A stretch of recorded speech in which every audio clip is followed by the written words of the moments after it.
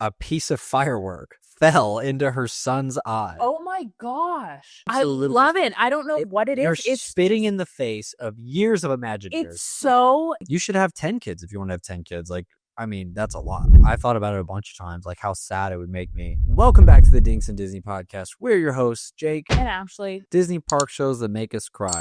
I feel like there's a lot. I never cry because I'm a grown man, and I surely don't cry during Happily Ever After when the Hercules part comes on and they start singing about going the distance. I like Happily Ever After, but it just doesn't do it for me like that. And I really, when we watched the duration of the show, like the whole show beginning to end, I really thought that it would. I probably sound really heartless saying that, but I just... Are you dead inside? I think Happily Ever After might be my favorite show. I really do. I hate that you say that. I know. Well, okay, so I know for a lot of you guys, you saw Harmonious before Luminous, and I've heard from basically anyone that's seen Harmonious before Luminous, Harmonious apparently was better. We never saw that, but you love Luminous. I love what I'm trying to get to. Luminous. It is my favorite show at Disney. It is worth staying late to watch. That's ludicrous. That's absolutely. I love it. I don't know what it is. It's spitting in the face of years of Imagineers. It's so sentimental. Just reminds you that people are all equal in the world, and I really like the message it's putting out. I really like what they do with the lights and the water and the lasers. It's fun. And the music just really gets me. You and Gandhi would have gotten along very well. Yeah, as much as all right, I guess This is Kilo.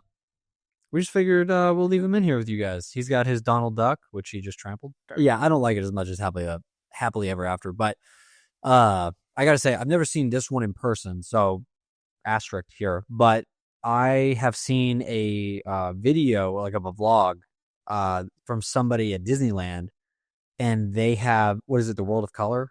Oh, yeah, that show's really good. Oh my gosh, like that's an amazing show. Well, because at Disney World, they don't really have much like Marvel, Star Wars stuff when it comes to the like the shows and the fireworks stuff. Is a lot of classics, and the classics are awesome. Like, don't get me wrong, I literally just admitted to crying during Happily Ever After because they have the Hercules part, and Hercules was always one of my favorite characters growing up, and then now, obviously, it's a pretty powerful moment in the show. Nice. I would love to have more of that like Marvel, Star Wars feel with some of the other shows.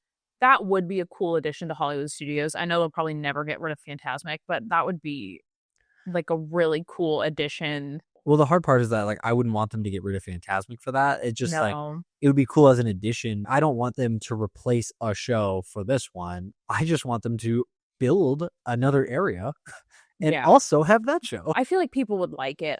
There's no venue like Pixar Pier. Like the backdrop of Pixar Pier with World of Color is elite. It's fantastic. Another show that really gets me, and this may not count as a show, but if you've ever been to Epcot during Festival of the Arts, every night, every 20 minutes or so on Spaceship Earth, they will play Rainbow Connection. And that show makes me sob crying. I have no idea why.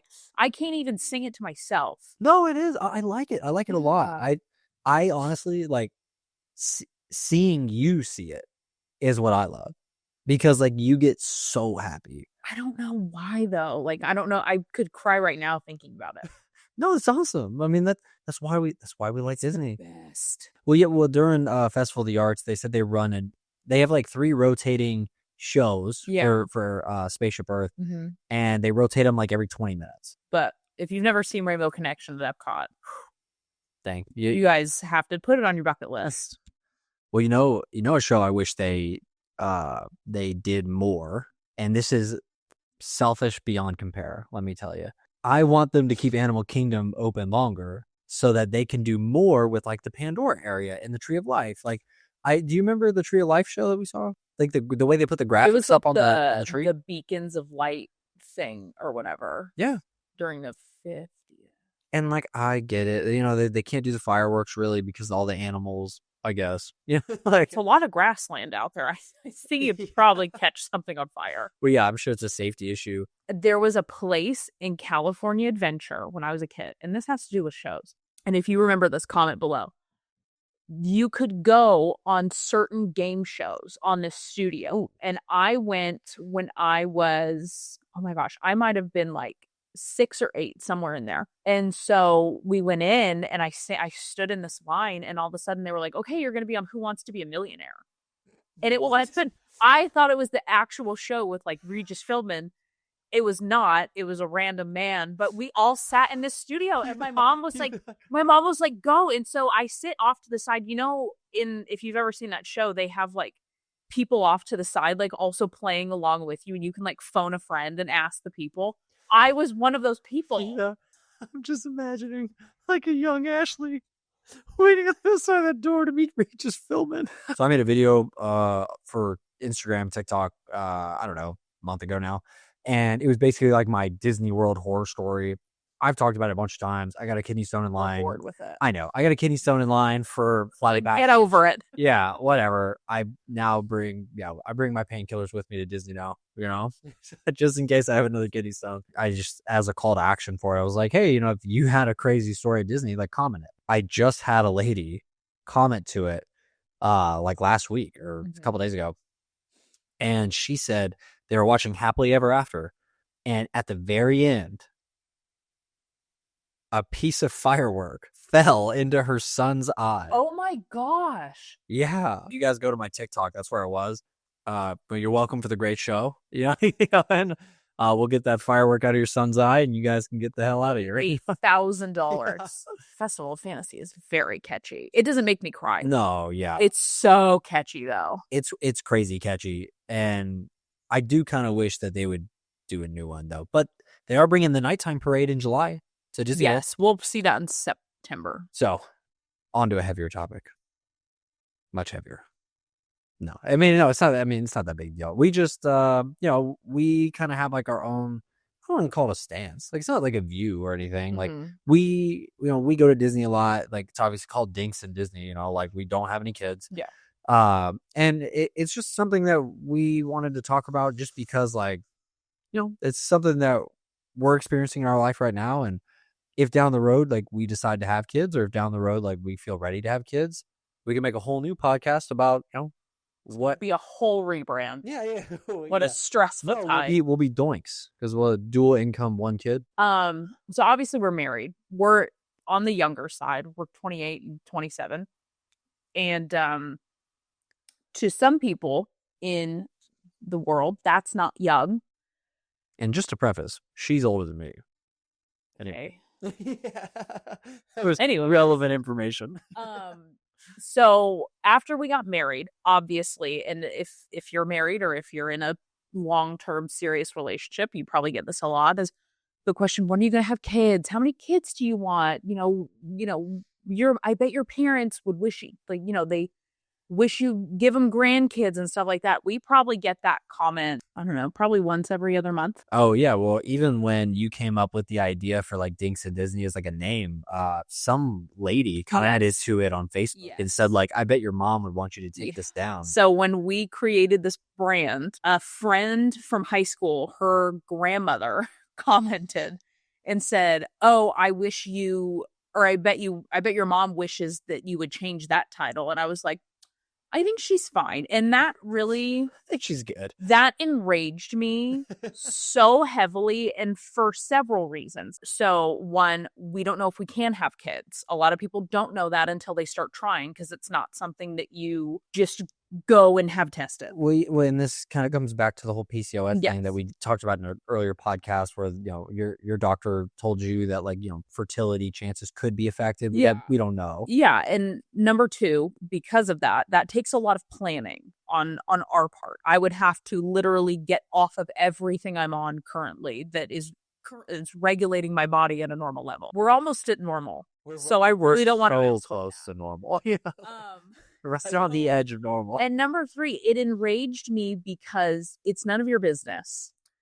Yeah, so that's one of the biggest stances that I want everyone to get from us coming off of this, is that, like, you should do you. Like, you should absolutely. You should have 10 kids if you want to have 10 kids. Like, that's a lot. But good luck to you. Good luck. Yeah, that's awesome. Like, you should live your life the way you feel like you should live it. Over the course of my life, obviously growing up, you have babies and you play house and you're always the mom and stuff like that. And so we're already predisposed to the notion that we're going to become moms at some point as a woman. Obviously, that's not everybody's journey. And I was first and foremost, I had every baby doll that Toys R Us, Hasbro, Mattel, you made it, I had it. You know, as I got older, I became more of like the mom to my friend group. I have that. And I love kids. We have friends that have kids. I don't want to take them home with me.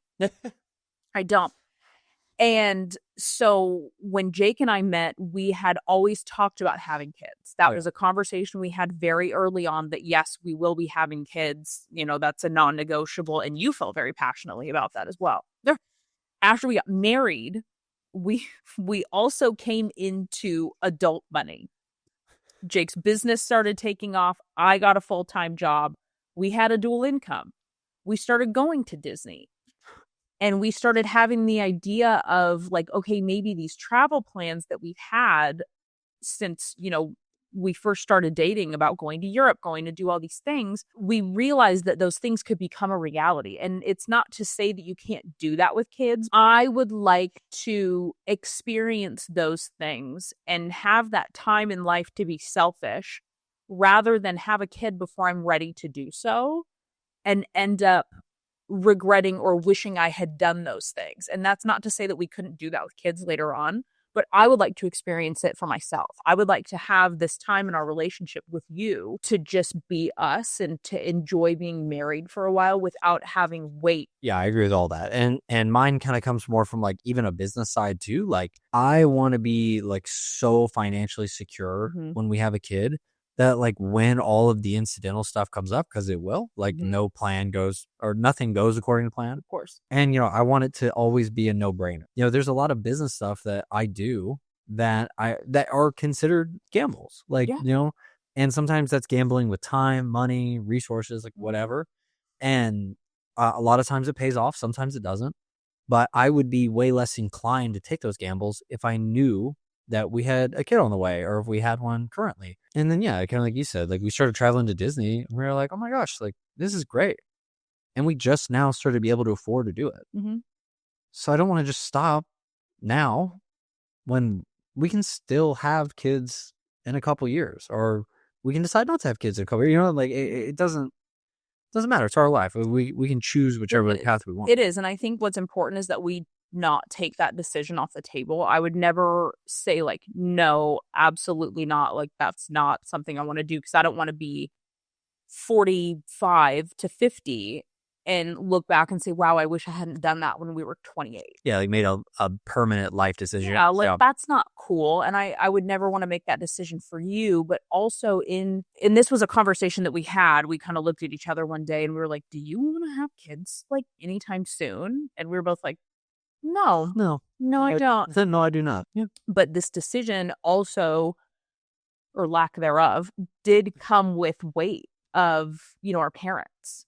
Because so Jake and I both, our parents are in their 60s. I don't want to call them older because I think they're of average age for our age. Yeah, I think so. We kind of thought to ourselves like, wow, well, you know, what if our parents don't live long enough to be grandparents? And that's something we kind of talk about very often. But at the same time, neither set of parents would want us to rush into that decision. And I think that's something that a lot of people don't have, is like their parents are always on their back, like, when are you gonna have grandkids? What about grandkids? Da, da, da, da. No, they don't do that. And yeah, like I thought about it a bunch of times, like how sad it would make me to like know that my parents didn't meet like our kid or, you know, or you know, but you also can't have a kid for somebody else. No, like, absolutely not. And I think that was part of the reason why you and I were both like, yeah, like we're gonna have kids. Like we will have kids. But I mean, even like a lot of the people listening, watching this, like you guys are from the group. The group's not even a year old yet, you know? Yeah. And we're doing cool stuff. Like we're doing big stuff in there, and it's awesome. And I love all you guys watching this and listening to this. And I want to devote my time to you and to our, you can't see him, he's off screen now, but our dog's in this other chair. We're like to you, to our dog, to this group. Like, but I know that there are a lot of people out there that wrestle with that. And I don't, if you're in our age bracket, cool. If you're not and you have kids, like I want kids, but I also want to be selfish. There's nothing wrong with being selfish in this part of your life, because you're never going to get back. So this time that you and I get to just like pick up and go, and we can leave the dog with our parents, and go to Disney for the weekend on a whim, like that's really cool to me. And that's a life that I never envisioned myself living in. I know one big fear that a lot of people have is being like the old parents in the Mhm. classroom. So, like being, everyone in the room's 22 or 24 or whatever, and then you're like 35 and your kids are the same age. And ultimately, a lot of times I've always felt like the way that you feel at a certain age, a lot of times comes down to how you take care of yourself. Mhm. And I've seen that 1,000 times with the people we've coached. I mean, over the years and everything. And, I've met 60-year-olds with a six pack and they acted young as hell. Maybe I've met 40, 41, 42, had a baby at that time in their lives. Their kids were, like almost 12. My friend's mom in high school had a baby at like 51 or something, which I'm not set. Like, obviously that's, if that happens, then more power. I hope Healthy, like absolutely. More power to you. God, I'm happy for you. But yeah, I mean, we're not talking about waiting till we're 50. No, I think once we've gotten the time to spend with each other, we've only been married for 2 years. This is our journey with it. Maybe you do have kids, but like you were in this position at one point, so this felt relevant to you. Mm-hmm. Maybe you're our age and this feels relevant to you right now. Yeah. Pregnancy and motherhood have not been well advertised in my life. Okay, all right. Yeah, not great examples. It's true. So far. They have not been great. Yeah. If you have a good experience, let me know. It's not going to sway me either way, but yeah, we've had a couple people that did not advocate too well for, having kids at a younger age. Or being pregnant. Yeah. So tomorrow will be a week out. So today is Wednesday, the 11th. Yep. And we are going to record a podcast from Coronado, right? We've got a lot of fun things planned. We're eating at a lot of new places. Yeah. Well, that's the cool thing about Disney World is that every time you go, you can do something new. I know, but we're such creatures of habit. Well, yeah, because what if we go to somewhere and we don't like it? Oh my gosh. But if you're interested in watching what we're doing in Disney, subscribe to the YouTube channel because I will put up vlogs probably the week after we get back. Yeah.